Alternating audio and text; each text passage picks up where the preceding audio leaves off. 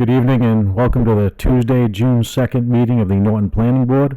The public is welcome to participate in person or remotely.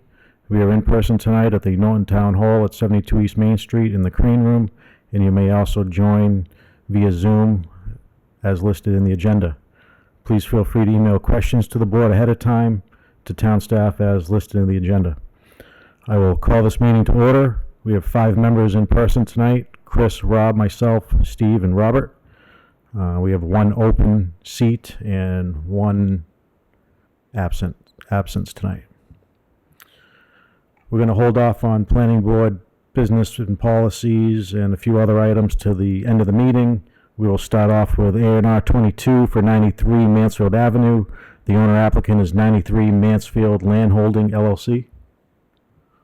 Is there anyone online, Brian, or no one representing? No one representing. Ryan Duvallier had reached out saying that he might be over Zoom to answer questions, but he doesn't seem to be here. So you want me just to put it on the Put screen? it up. We can look at it. If we have any questions, we'll continue it. It seems pretty cut and dry to me, but for the new members, we can go over, and I'm not sure they've seen an A&R yet. Give a chance to see what it feels like to feel like a god. Can you zoom in?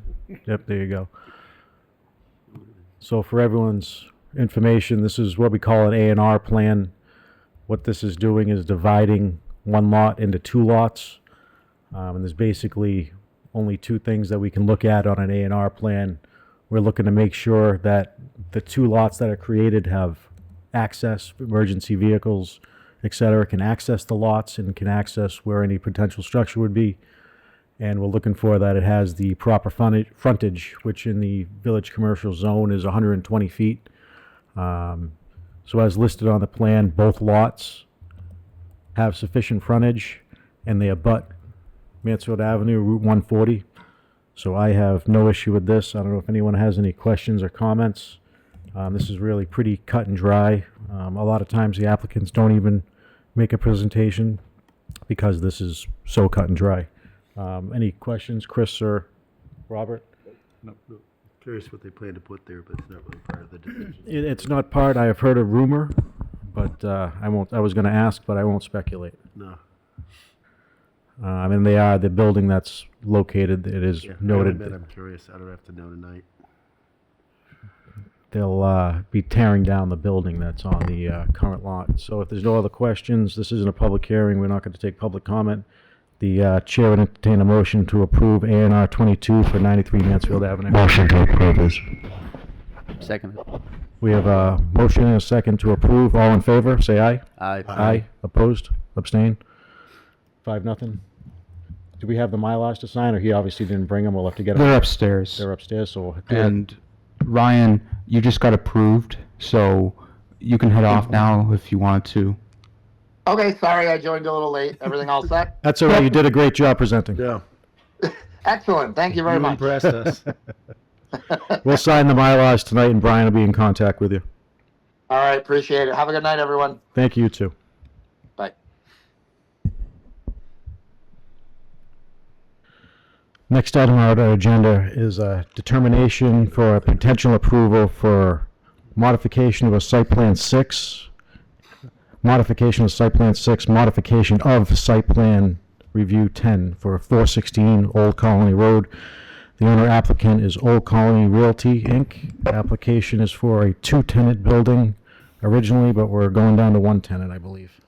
Good evening. How are you? Good evening, board. My name's Rob Lucier with CMG, the representative for the applicant.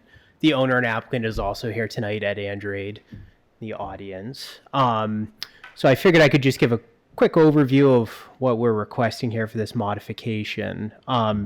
It sounds like there's a few new board members, so might not be familiar with what was approved back last year. I think it was February of 2025. But essentially what was approved was the 2-tenant commercial building, actually is shown, with parking on the side, front, and nothing in the rear of the building. The intent was to have a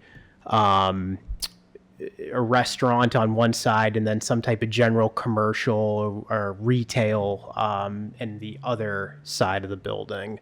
So the applicant has marketed the site, and right now with market constraints, we're looking to shift a little bit.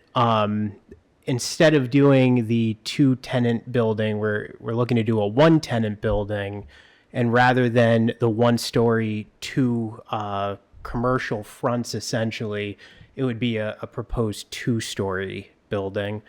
Brian, do you have the most recent plans? Is it this one? That's the one. Exactly. Thank you. Perfect. So that's the site layout for the new plan.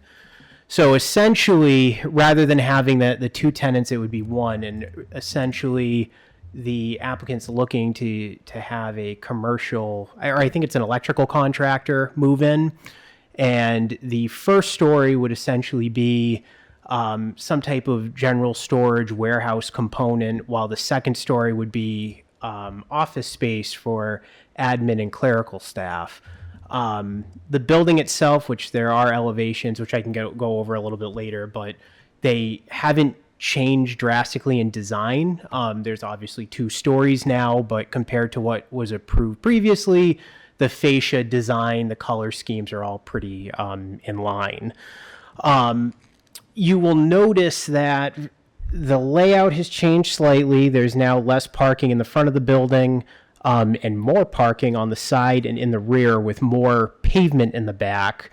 That is because there's overhead doors now proposed in the back to access the storage areas. Now with that, there's been a slight increase in pavement and impervious area. It's approximately 2,500 square feet. So we had to update. 2,500 more? Yeah, 2,500 more. So we had to accommodate that in our stormwater design. So we included a revised stormwater report, and there were some very slight changes to the approved on-site stormwater management system. There's a stormwater infiltration, an underground infiltration system in the front of the site, which remains. That was previously approved.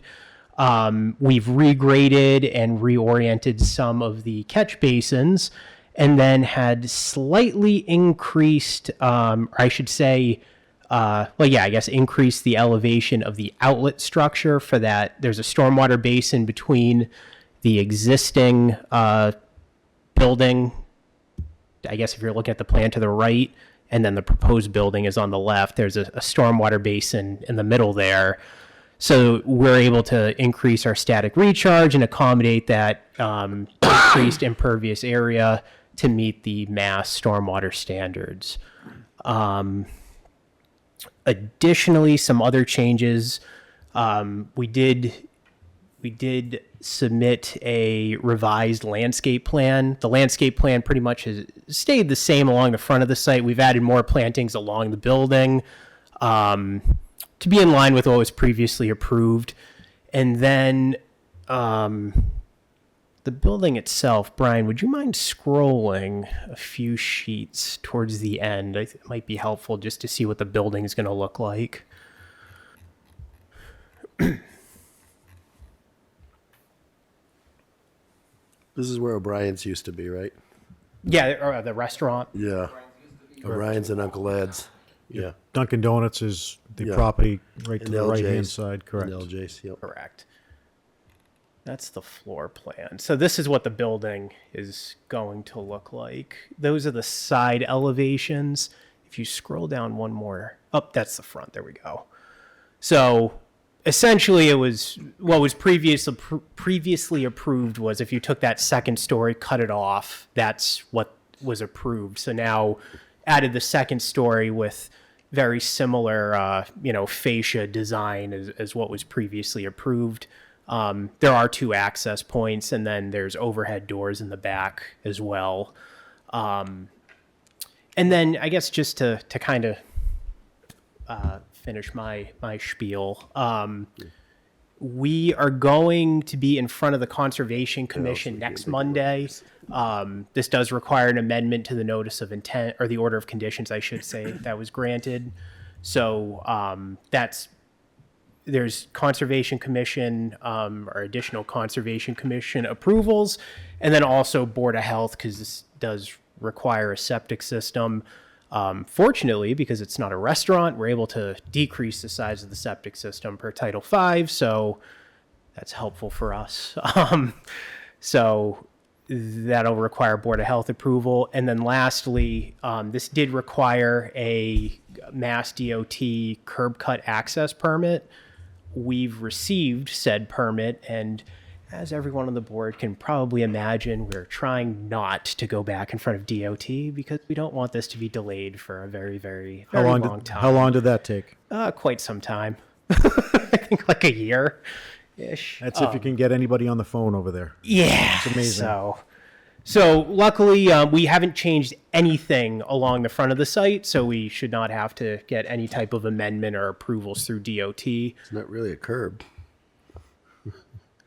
Oh, existing? Yeah, it's pretty much open right now. So the way DOT looks at their permitting is even if it's a change of use, they require an access permit. So you could technically not even touch the site, and they may have authority to require you to still go and get a permit. So luckily, we have handled that. So the curb cut's the same, site distances are the same. And I assume in that second floor, in the middle of those boxes, will be some type of signage? Is that what the boxes are for, or? Yes. Yeah. You just say one tenant instead of two? Correct. Oh, is it two? I misspoke. If you want to talk, could you come up so everyone can hear you, please, and just state your name and just everyone can't hear you. No one online can hear you. That's all right.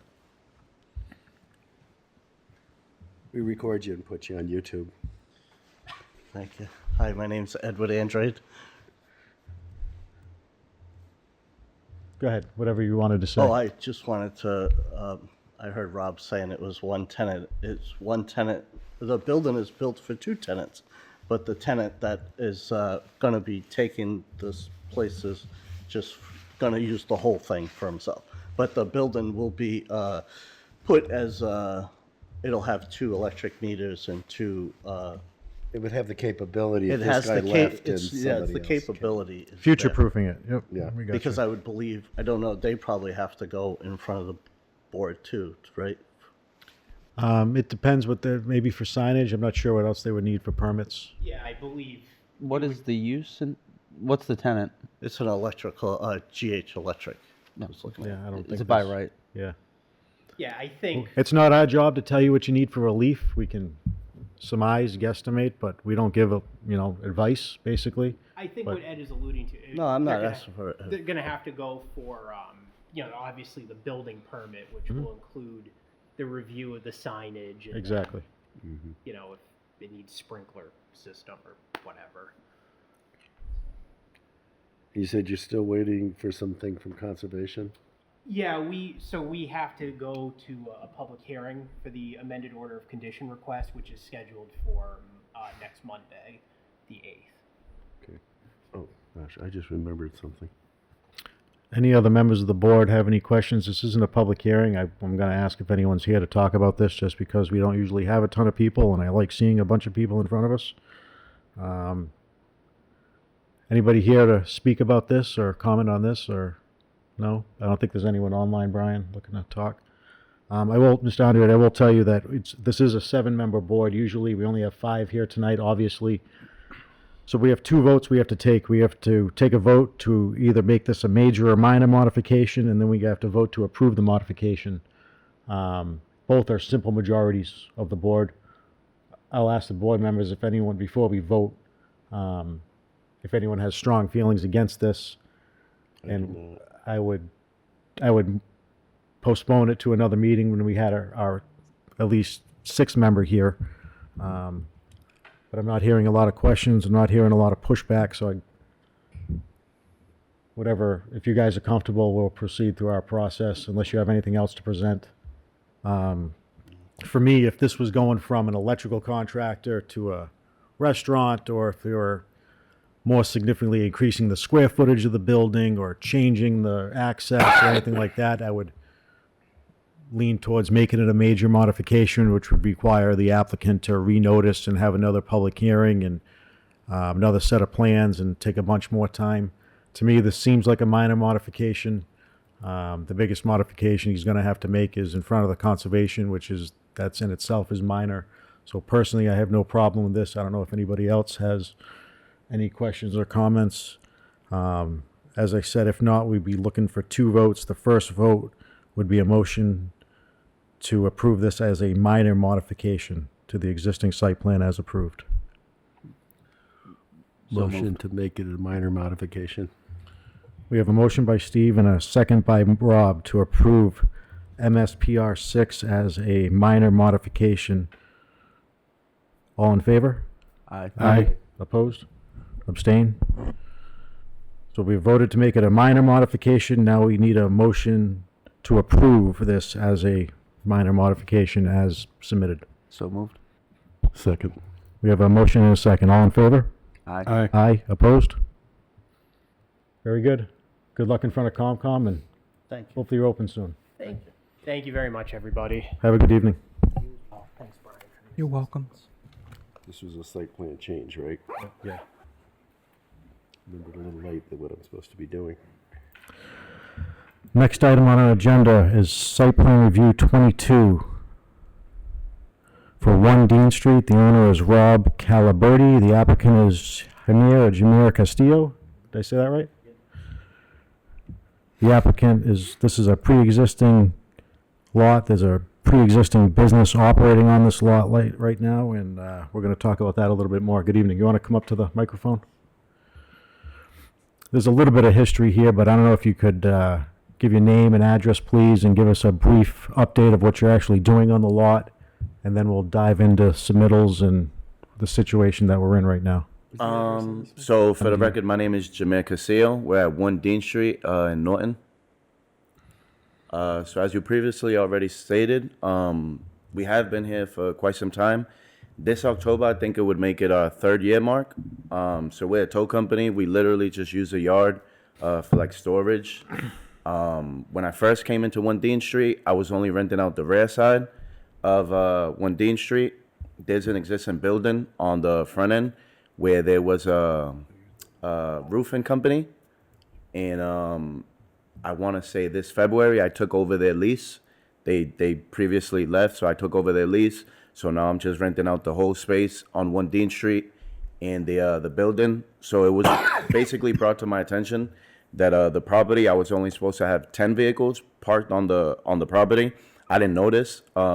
So basically what we're looking to do on the property is just be allowed to park more vehicles. That's it. How We're not many, making any kind of structural changes or anything like that. how many vehicles are you looking to park? Estimate maximum? So General? I was told that we would be able to park at least 25. If we wanted to park anything more than 25 vehicles, we would need a special permit. I probably have like 12 cars or 14 cars over there now. There is a camper that we use as an office, and there's a small boat that we impounded that we unfortunately still have impounded. So that's there. So counting the boat and the campers, I probably have like 14 vehicles on the lot now. Okay. Yeah, according to our bylaw, once you hit 25, you have to go through to a special permit. Under 25, you're fine. It'd be by right as long as you're not doing anything else with them. It's not selling the cars from the lot or anything. Not a dealership. Yeah, we're not selling cars. We don't have a dealer's license. Or Anything like that. over 12 spaces, you need to have marked out, and you have to actually make a parking lot instead of like a dirt area. Okay. So We also have a bylaw for storage of junk vehicles, which whether they're wrecked or partially dismantled or accumulated of auto parts, there's another section of the bylaw that has to be satisfied. So on the screen is the plan that you submitted. This isn't the plan that we need. I know you've had some conversations with the building inspector. The building inspector, I've talked to him a few times on this. He could have given you a cease and assist and shut you down. He's a very nice guy. He'd rather work with businesses and not go that route. that's when he determined if we can get you in front of us and just get the proper paperwork done and figure it out that way, that's what we need to do. Brian, do you have a example of a site plan that you could throw up just to show them? So basically, we need you to get an engineer, and they have to lay out the lot, and maybe this is more to do with your property owner also. It'll be a much more detailed plan than that is. It'll show the building, it'll show the entranceway, it'll show your fence, it'll show the parking spots laid out, it'll show the property lines and everything like that. After we have that, then all the other town staff can review it. So basically, the town staff couldn't review the plan. So this is the project right before us, like we talked to. So this type of plan, this site plan, is what you need. So as you can see, it shows the building, it shows the parking, it shows the lot lines, it shows everything. That's the type of plan we need from you for this. Along with that plan, and I don't think any of us have a problem with what you're doing there. We have had a few complaints from neighbors. I'll be brutally honest with you, I live right down the street. I've had multiple people complain because they know I'm on the board. And there'll be a list of conditions going on the plan with what you should and shouldn't be doing. And I'll make an example of tonight. I drove by on the way here, and you're loading a trailer in the middle of the road, blocking part of the road. And I know that's not the first time because I've seen it multiple times. So things like that are not allowed specifically for the neighbors and for the road. Like when I was driving by, a car had to come into my lane, into the middle of the road. I understand it could just be once in a while, you could say whatever, it doesn't matter. Stuff like that just isn't allowed. And that activity has to be done in your lot, which is harder, obviously. Also with the plan, we're gonna want things like screening. So we're gonna say, like you have a porta-john and you have junk vehicles in the back and you have neighbors across the street.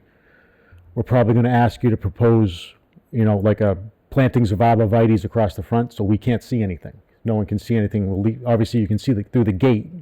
But that's the type of things that we're gonna need on the site plan. We're not gonna hem you up tonight. We could vote no on this and shut you down right now. I tell you that because it's for improper documentation. None of us wanna do that. We're more than happy to work with you and give you some more time to complete it. We do have I think Brian sent it to you before, the site plan review bylaw that you're gonna have to abide by. Any registered engineer will know what you need. There's a lot around here that can do it. And then with the assistance, you can have them contact Brian.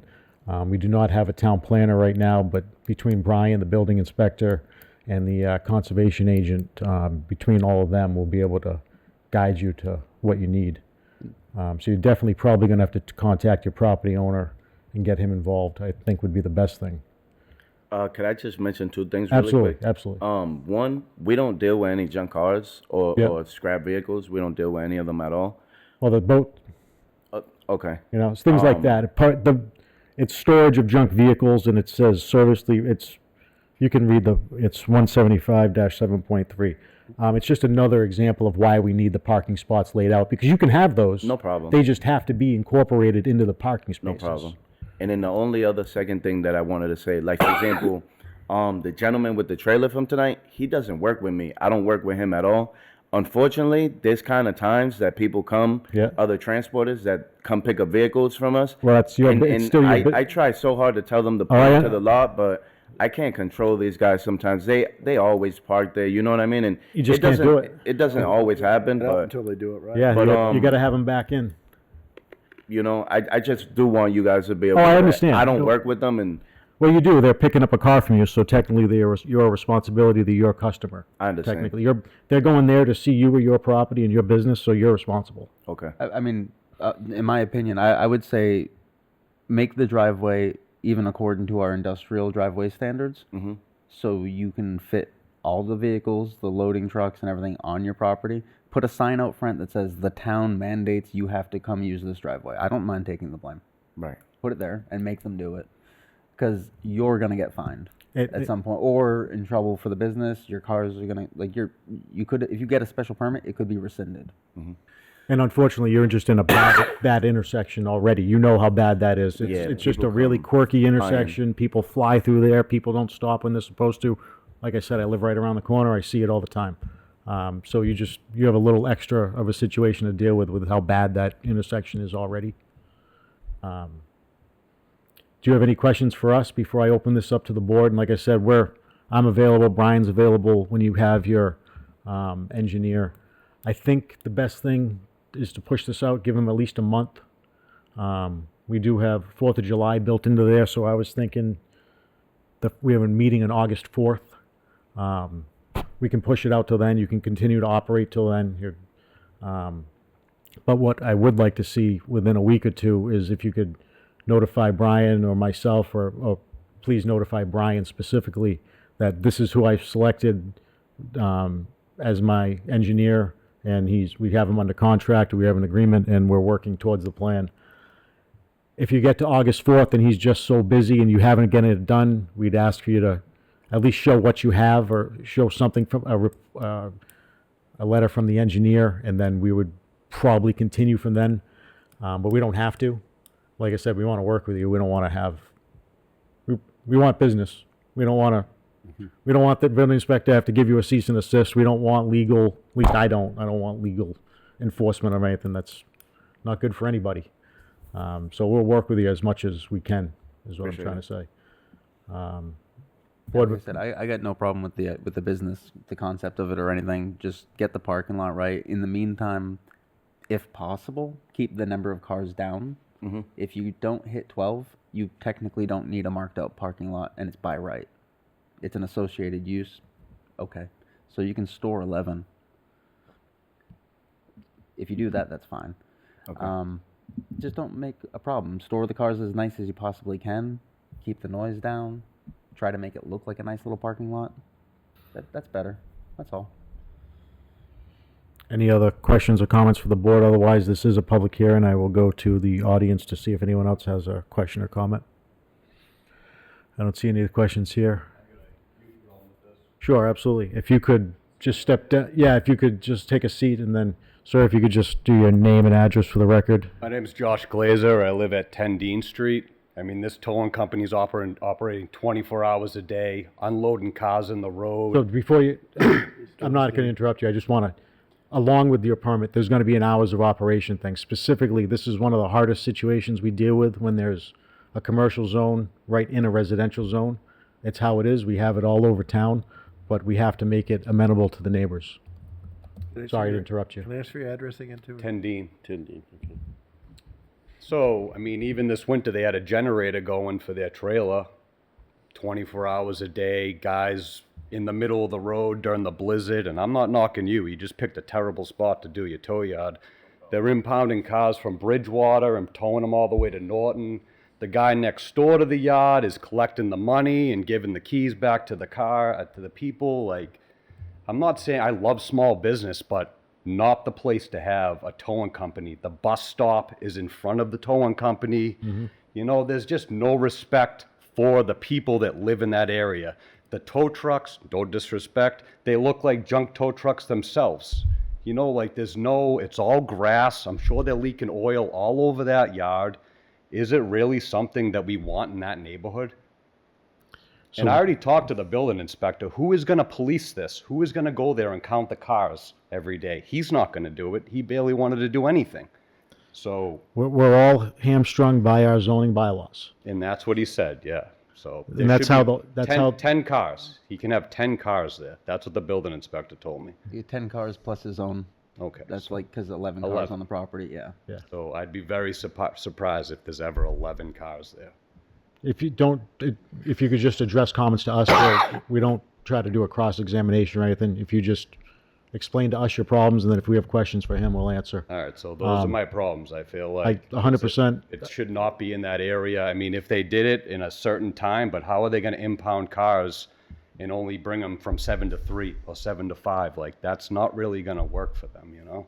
There will have to be an hours of operation attached to the permit. And I feel like my problem is nobody is going to police that. Nobody is going to do anything. The My building only- inspector drives by there twice a day.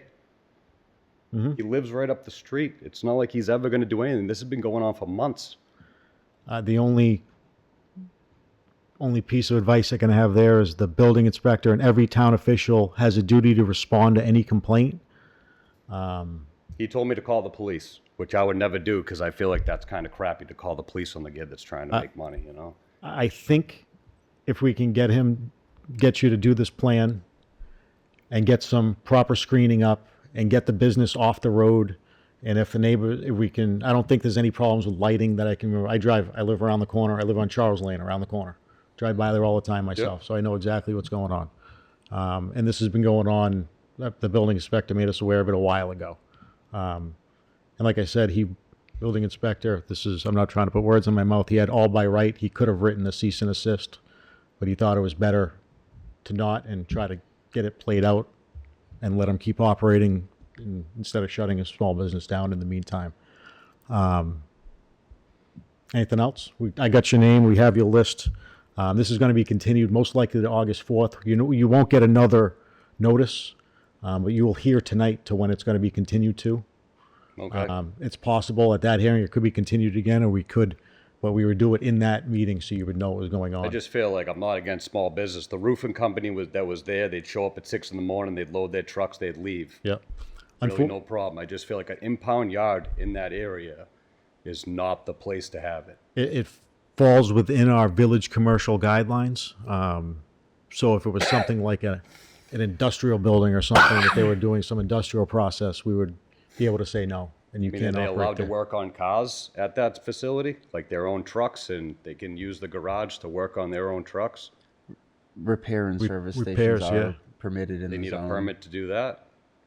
Let me double check. Yeah, I'm not sure if it's a by right or a special permit. I think it's a by right. Everything, Brian, you want to pull up the And Commercial I know the town's parking is bylaws zoning are chart. ridiculous, and I know you guys tried to fix them at one point. That's what the building Are they inspector was are they telling me. doing repairs outside of a building or in the building? Oh, outside the building. Okay, so that is that's not not allowed. allowed. Yeah. So in the village commercial, repair and service shops, including auto repair, provided that the work is done in an enclosed building and there's no long-term outside storage of wrecked cars. So if you do it in the building, you can by right. You don't even have to have a special permit. If you're doing work outside, that's a different criteria. So as you can see on the screen, so this is the chart that we deal with. On the top, you have R80, R60, R40, VC, VCC. This property falls in the VC, the Village Commercial Zone. So if you go down the chart, if it says SP, that's a special permit. That's what we would do here. We would issue a special permit. If it says Y, that means yes, and that's allowed. If it says N, that's no, not allowed. So could you tell Brian how far down is you have to go? Okay, Yeah, so which chart there's, is he- there's one in the commercial category, which is repair and service, including auto repair, done in an enclosed space. And then there's an industrial version, which is auto body repair, paint, soldering, or welding shop, which Okay. is specifically not allowed in village commercial. Yeah, it doesn't sound like that's what it is. This is not his primary use. It's like a secondary use to the tow shop. correct. But I don't know how much repair you're doing. Like if you're fixing flat tires, I get that. Are you like pulling out engines and do full repair or anything, salvage work or any of that? Okay. That was a no, right? Okay. So minor repair of just to move a vehicle is not really like, he's not running a service station. Correct. And I didn't say it was running a service station, but Our bylaw says, like I said, you can fix a flat tire outside. You can, whatever you got to do to get the car in the vehicle. By our bylaws, it says you cannot do service of a vehicle outside of the enclosed building. That's how the bylaw's written. and once again, who polices that? The building inspector? Building inspector. If you see it happening, get some footage of it. That's the best way. Keep a record and you be honest with your neighbors. They're going to be your neighbors. You all want to get along. Don't irritate them. It'd be nice, it's just everybody wants to have a good time. Correct. So, Josh, once a decision is made and hours of operation are made, the building commissioner can enforce it. So, Cumberland Farms had done deliveries at 5 a.m. when they were only allowed 7 to 7, I think. And so they eventually did stop, and there was no longer any problems once he stepped in. So basically, there's not a set of rules right now that the building inspector can enforce. We have to give him something he can enforce. So attached to our decision will be a list of conditions hours of operation, screening, no unloading in the road. All these things that we're talking about will be in there. That's what makes it enforceable. Okay. I appreciate it. That's as much as we can do. All right. Beyond that, if you and your neighbors have a problem with what's allowed in the village commercial zone, approach us outside of like an individual proposal. Try to change the zoning. Ask for an update to the zoning. We bring it to a town meeting. That's how we change the zoning. Okay. That's probably a pretty good idea. The only way we can do it. All right. Thank you. Thank you. Brian, there's no one online, right? I didn't see any hands raised on there. No, I don't see anybody. If you could just give your name and address for the record. Thank you. My name is Lisa Perry. I'm at 235 South Worcester, so right next door. We've had some issues with people coming into their lot, stealing vehicle. I had called the police at one point, so it's kind of, me being next door, it's very unsafe. I feel unsafe with people roaming. We also had one of the flatbeds blocking our driveway, so we had to park in front of the house in front of us and try to get down to our home. So we couldn't find the driver at that point. So also with lights coming in 2 o'clock in the morning, 3 o'clock in the morning, it's very distracting being over there. So I did have the concerns also with the traffic. You know, obviously everybody knows how that intersection is. It's horrible. Nobody stops at the stop sign. But basically my concerns were just as my neighbor. As far as, and I think we've kind of covered them all. Yeah. But as far as like adding traffic to the neighborhood, this isn't, put it this way, we can put a 100-unit apartment complex on Route 140 and it doesn't change. If we do a traffic study, it's not going to change the traffic impacts to that area. So this Right. has what would be called, even we could make him do a very expensive traffic report, and there's no added traffic to the area is what it's going to say. So as if we can get them operating in the property, operating behind some screening with some more better hours that are comfortable with the neighbors, I think that's the honestly best we can do. Okay, perfect. Well, I appreciate your time. And then same thing, we'll be continuing this, so you'll be able to know when the next meeting is, and then we'll do this whole process all over again. If you want to speak all over again, that's fine with us. Okay, thank you. Thank you. Absolutely, come back up if there's any other questions for the applicant, and then if not, I just wanted to mention like one thing really quick. Like the gentleman that you mentioned that lives next door, that's Mike. I know Mike for maybe like 2 years just working here on 1 Dean Street. And Mike actually does help me a lot. And Mike actually brought it to my attention that you guys complained in the past about some of my drivers using the beacon lights at night. And he actually mentioned to me that they complain about the generator. So the generator, as you guys may know, diesel trucks, new or old, in the cold weather, they don't turn on. So they require a generator to just kind of warm them up. So once I got word that, you know, the generator and the beacon lights was a problem to the neighbors, we stopped that completely. And I told everybody, once it hits night, nobody should be turning on any generator or beacon lights. And we only use the beacon lights to come in and out because the intersection, you know, obviously it's a dangerous intersection. And so I totally understand like all your concerns and everything that you said earlier. And I don't take nothing personal. Trust me. I really don't. I've been towing for a long time, so I've dealt with a lot of things, and I don't take none of your concerns personal. I hear everything that you're saying, and I just want you to know I want to be a good neighbor. I don't want to be a nuisance to you or my next door neighbors, and I don't want to make it hard for you guys. So I would also appreciate it. You know, if you guys didn't mind, if you ever have a concern, call me. I was just going to say, if you could just direct the comments to us, we try not to I'm go back. sorry. And that's all right. I have a huge sign outside the tow yard with our number and everything. So Perfect. I was going to say, we definitely encourage neighbors to have a if contact anybody ever person. wants to call and say, hey, neighbor, don't do this, or, you know, do you think we could do this or make this kind of change? I'm open to everything. So It's I good to just hear. wanted to put that on the record. Thank you. Stay up there for a minute, though, because we're going to, as far as scheduling goes, I was going to say the last meeting in July, we have a meeting for July 21st, but I'm going to need to reschedule that. I'm not going to be available. Our only other meeting would be July 7th or August 4th. There's no way they're going to get it done for July 7th, especially with the 4th of July holiday week. August 4th will be the next meeting that we're going to continue to. That'll give you, should be a good amount of time to make some progress on a plan. If you contact an engineer within the next week, I can pretty much guarantee you'll have at least something to put in front of us. It might not be 100% done. We might have to add to it. We might have some input, but it'll be enough to get you back and show some progress. That's what the town wants to see. They want to see some progress towards a resolution. And if you could please, as soon as you hire someone, just put the contact information in an email or a call to Brian. That lets us know you're doing something. We keep the ball rolling. I think everyone will be happy. What time could I schedule that on the 4th?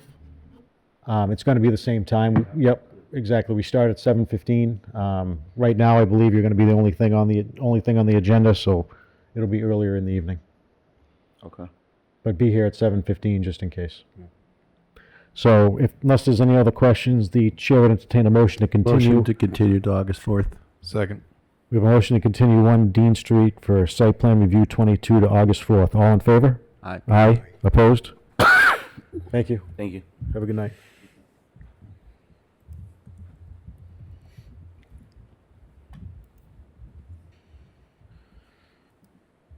Next item on our agenda, special permit 40, 325 West Main Street. The owner is Tom George. The applicant is Janky Kotek. The applicant's looking to install an electronic message center at Michelle's Corner Store. Good evening. How are you? Good evening. How are you guys? Good. So we are just doing an electronic message board where it says Michelle's Corner Store. It's 2x6. I think I've submitted the version with Brian. That how it will look like. We have the property owner here, Mr. Tom George. I present this to him. He's okay with it, and I am aware with all the rules that it can't be blinking all the time. So Brian, if you want to pull up the other rendering of what the proposed sign will look like, and then after that, I'd like to pull up the sign bylaw, please. All right. If you just change your name to Michelle?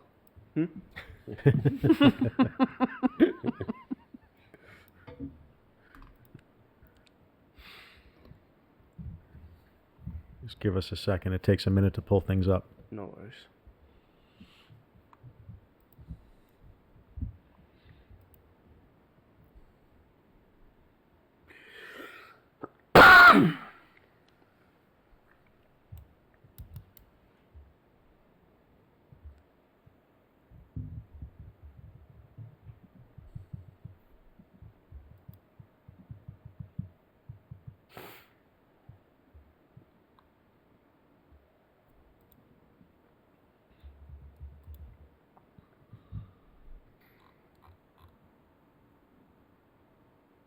You should be getting a nice set of lights there eventually, pretty Oh, soon. Yep. We've been hearing about it for a while, but we haven't heard any updates from MassDOT in a bit.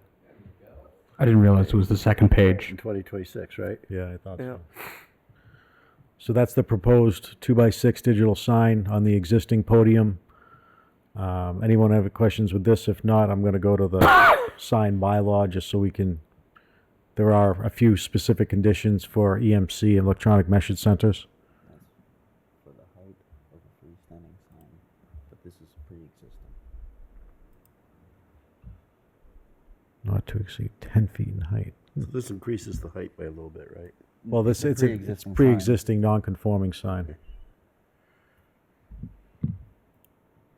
So no height change. Correct. The building inspector did weigh in, said it was appropriately placed, and I believe if it was a new sign, it wouldn't be able to be higher. But Steve was just pointing out, if it was a new application for a new sign, it would have to be 10 feet or under. These are our specific electronic message center conditions. This will be written right in your conditions. The biggest thing is no video, no flashing, and not changing too quickly. So I believe it's 10 seconds. 10 seconds, What yes. it's allowed.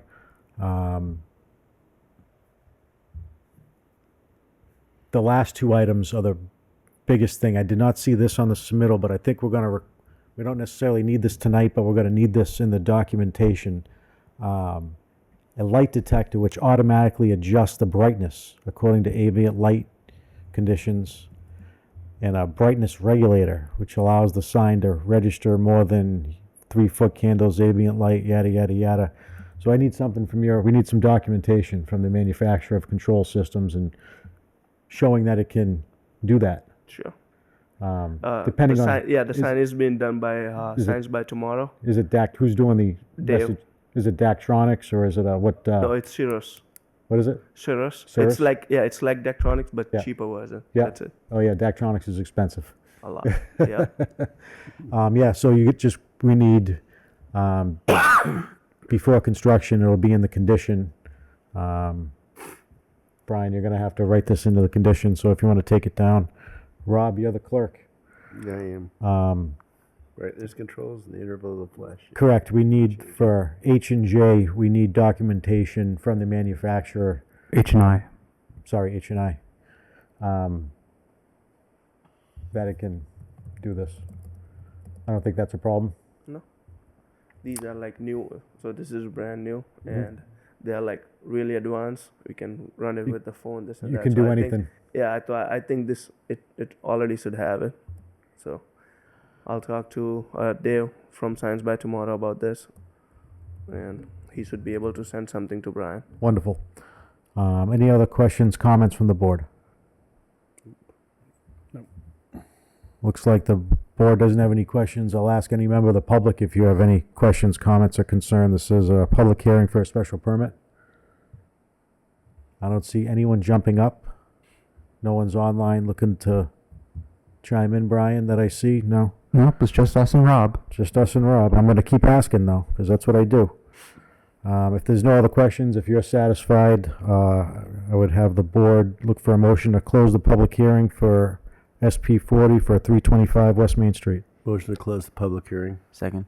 We have a motion and a second to close the public hearing. All in favor? Aye. Aye. Opposed? The chair would entertain a motion to approve the special permit for SP 40 with our standard conditions, along with our electronic message center conditions, specifically pertaining to the information we need as stated for H&I. So moved. Second. We have a motion and a second. All in favor? Aye. Aye. Opposed? There you go.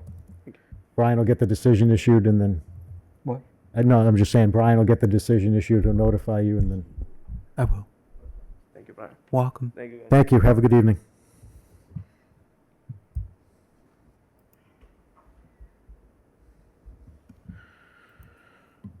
Last item on our agenda, this isn't a public hearing, this is a request for a refund from 0 Leonard Street.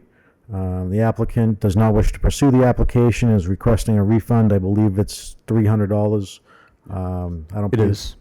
I don't believe town staff has a lot of time or effort Under an hour, I checked it. yeah, into this project.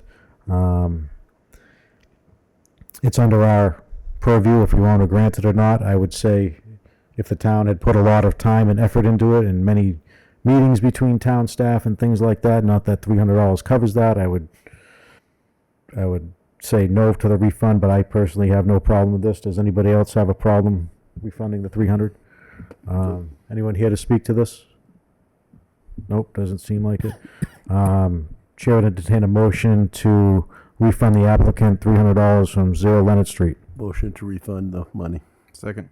We have a motion and a second. All in favor? Aye. Aye. Opposed? 5-0. So that's the last item on the agenda. I want to go over, next thing is some minutes. July 31st, I'm going to be away. Sorry, July 21st, the scheduled meeting, I'm going to be away.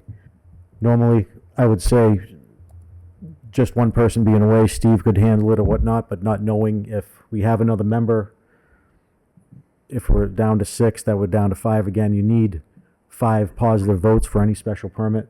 So we're really not heavy on the schedule right now. So we can just remove that meeting and we can kind of take the temperature as we go. If we have to add another meeting, right now we have June 16th and July 7th. As you've probably seen in OpenGov, there isn't a ton of applications in front of us. That doesn't mean we can't get a lot of submittals in a short amount of time. So Brian, for right now, let's cancel the July 21st meeting. After that, we have August 4th and September 1st. if we have to, for whatever reason. I don't like going back to back weeks, but we could go to July 28th if we had to. And then we would have another following meeting on August 4th. Does anybody have a problem with that? If we get slammed, we're really going to try to spread out applications so we're not here till 11:30 at night. I don't see that happening. It does kind of stink though too. You know, we missed a meeting for town meeting. We should have had a meeting the night following town meeting. We were at town meeting till 11:30.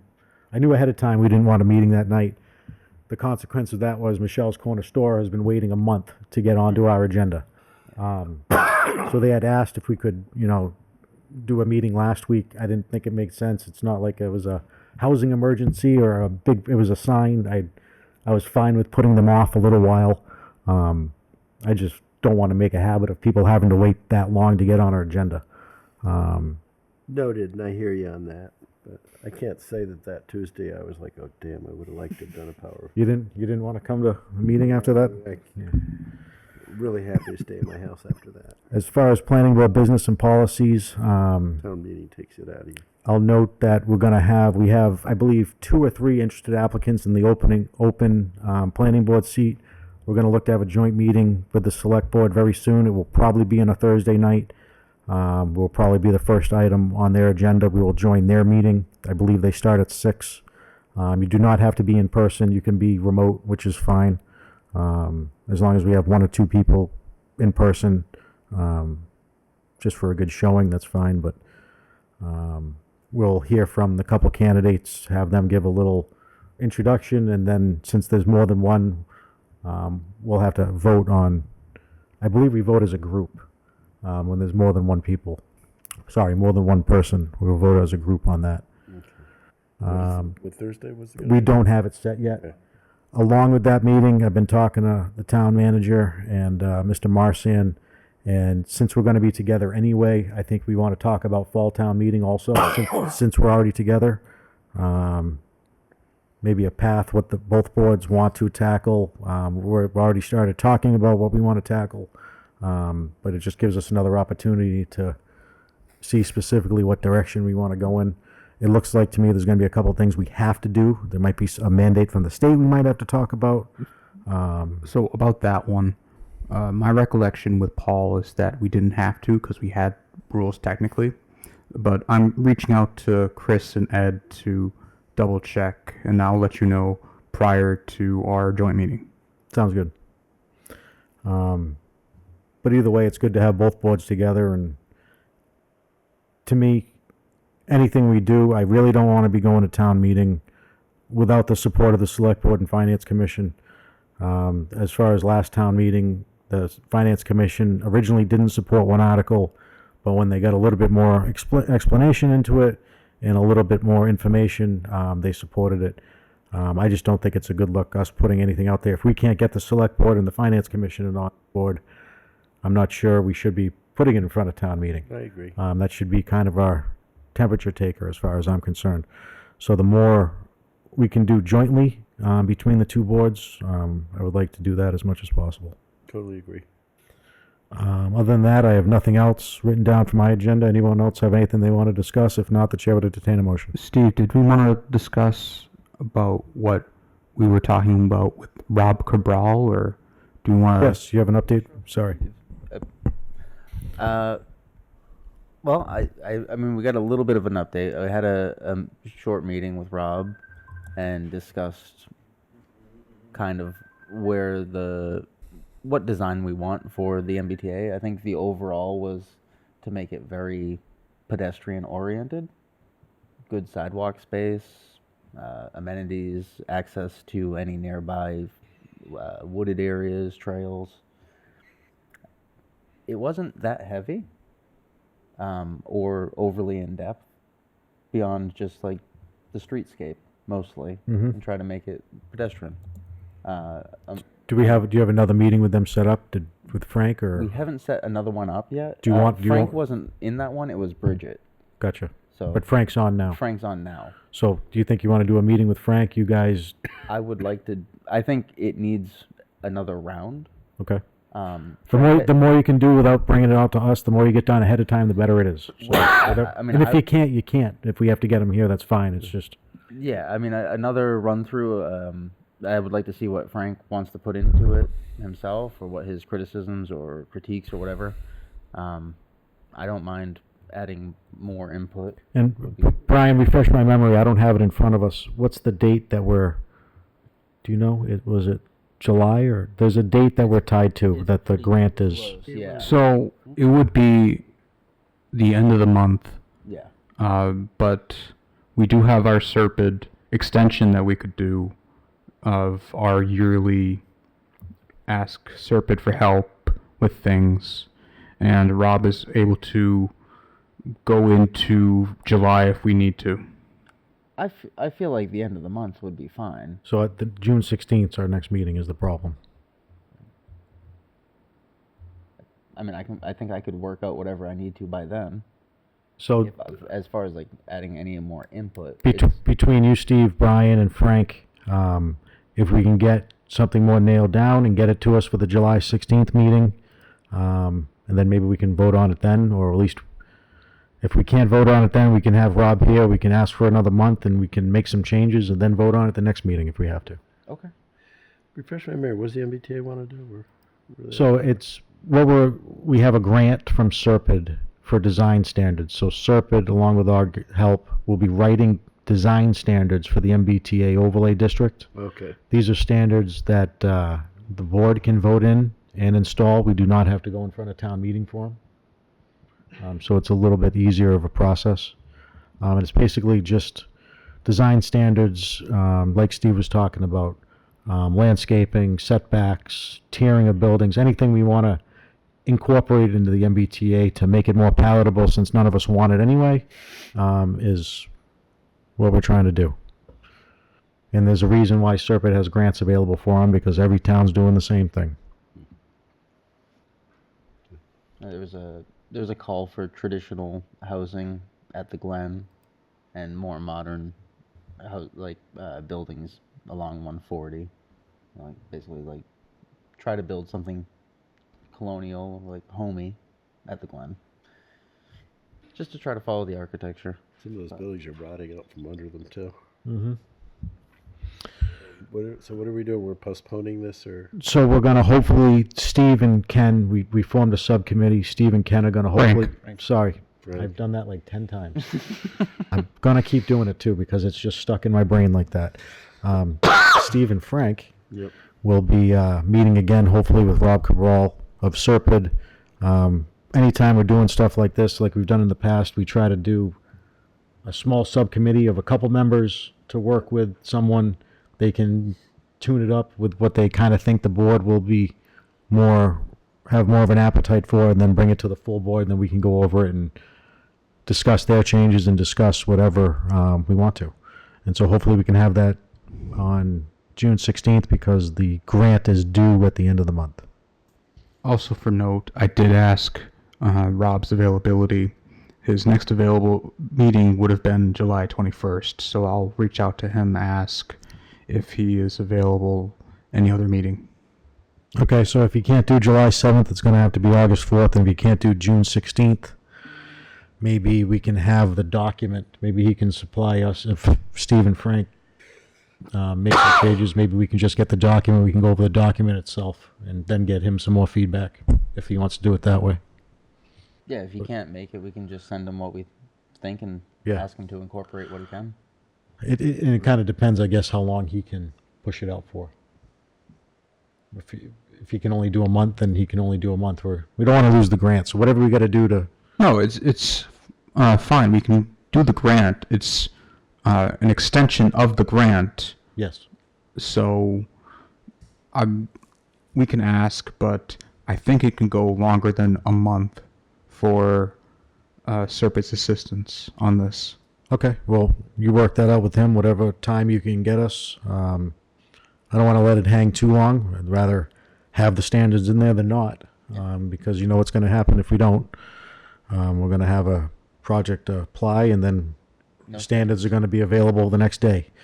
So let's try to be as judicious as possible, but we are limited to the times that we have. Other than that, Brian, do you have anything else? I should have went to you. Didn't you have something, an email that you'd sent early May on some changes to an application form? You're gonna have to refresh my memory there, Rob. Okay, let me pull it up.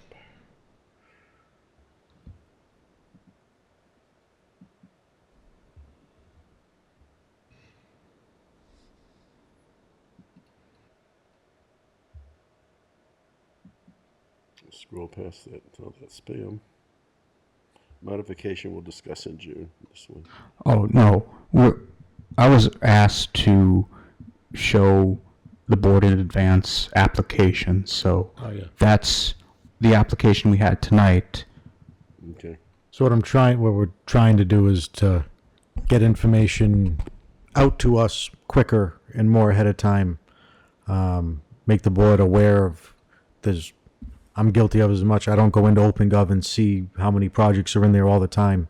At least when I was a board member, I didn't. But if Brian just is going to be emailing us more specifically, we don't have a town planner right now, so it's many hats. The quicker we can get eyes on things, and if we see projects coming in front of us, and if anyone sees a major flaw in it that Brian doesn't catch, I don't catch, it shouldn't be, whatever case may be, if all our eyes are on it for as long as possible before it gets here, the goal is always to have the plans and everything in front of us as complete as possible before the meeting. Obviously, there's always most likely changes we're going to make, but we want the applications as complete as possible, and we want all the town departments to sign off on it. Nothing drives me crazy more, you probably know, than an applicant coming here and the fire department hasn't even looked at it. It just drives me nuts. I agree.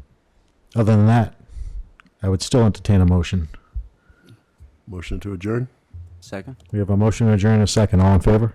Aye. Aye. Opposed? Good night. Thank you, everyone. Thank you, guys. I appreciate it. Thank you.